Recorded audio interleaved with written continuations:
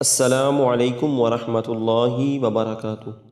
حضرت طلحہ بن عبید اللہ سے روایت ہے کہ ایک اعرابی پریشان حال، بال بکھرے ہوئے رسول اللہ صلی اللہ علیہ وسلم کی خدمت میں حاضر ہوا۔ اس نے پوچھا، یا رسول اللہ صلی اللہ علیہ وسلم، بتائیے مجھ پر اللہ تعالیٰ نے کتنی نمازیں فرض کی ہیں؟ تو آپ صلی اللہ علیہ وسلم نے فرمایا کہ 5 نمازیں۔ یہ اور بات ہے کہ تم اپنی طرف سے نفل پڑھ لو۔ پھر اس نے کہا، بتائیے اللہ تعالیٰ نے مجھ پر روزے کتنے فرض کیے ہیں؟ تو حضور علیہ السلام نے ارشاد فرمایا، رمضان کے مہینے میں۔ یہ اور بات ہے کہ تم خود اپنے طور پر کچھ نفلی روزے اور بھی رکھ لو۔ پھر اس نے پوچھا، اور بتائیے زکوٰۃ کس طرح مجھ پر اللہ تعالیٰ نے فرض کی ہے؟ تو آپ صلی اللہ علیہ وسلم نے اسے شرع اسلام کی باتیں بتائیں۔ جب اس اعرابی نے کہا، اس ذات کی قسم جس نے آپ صلی اللہ علیہ وسلم کو عزت دی، نہ میں اس میں اس سے جو اللہ تعالیٰ نے مجھ پر فرض کر دیا ہے کچھ بڑھاؤں گا اور نہ گھٹاؤں گا۔ اس پر رسول اللہ صلی اللہ علیہ وسلم نے فرمایا، اگر اس نے سچ کہا ہے تو یہ اپنی مراد کو پہنچ گیا۔ آپ صلی اللہ علیہ وسلم نے فرمایا، اگر اس نے سچ کہا ہے تو یہ جنت میں جائے گا۔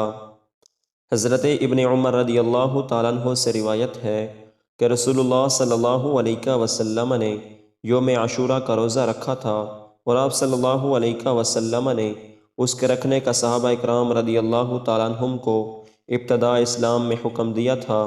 جب ماہ رمضان کے روزے فرض ہو گئے تو عاشوراء کا روزہ بطور فرض چھوڑ دیا گیا۔ عبداللہ بن عمر رضی اللہ تعالیٰ عنہما عاشوراء کے دن روزہ نہ رکھتے، مگر جب ان کے روزے کا دن ہی یوم عاشوراء آن پڑتا۔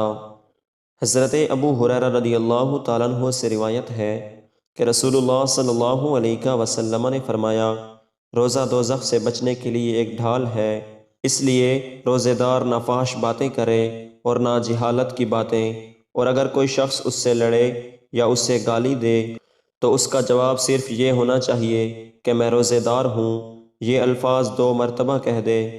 اس ذات کی قسم جس کے ہاتھ میں میری جان ہے، روزے دار کے منہ کی بو اللہ تعالیٰ کے نزدیک کستوری کی خوشبو سے بھی زیادہ پسندیدہ اور پاکیزہ ہے۔ اللہ تعالیٰ فرماتا ہے، بندہ اپنا کھانا پینا اور اپنی شہوت میرے لیے چھوڑ دیتا ہے، روزہ میرے لیے ہے اور میں ہی اس کا بدلہ دوں گا، اور دوسری نیکیوں کا ثواب بھی اصل نیکی کے 10 گنا ہوتا ہے۔ حضرت عبداللہ بن عباس رضی اللہ تعالیٰ عنہما نے کہا، حضور صلی اللہ علیہ وسلم سخاوت اور خیر کے معاملہ میں سب سے زیادہ سخی تھے، اور آپ صلی اللہ علیہ وسلم کی سخاوت اس وقت اور بھی زیادہ بڑھ جاتی تھی جب جبرائیل علیہ السلام آپ صلی اللہ علیہ وسلم سے رمضان میں ملتے۔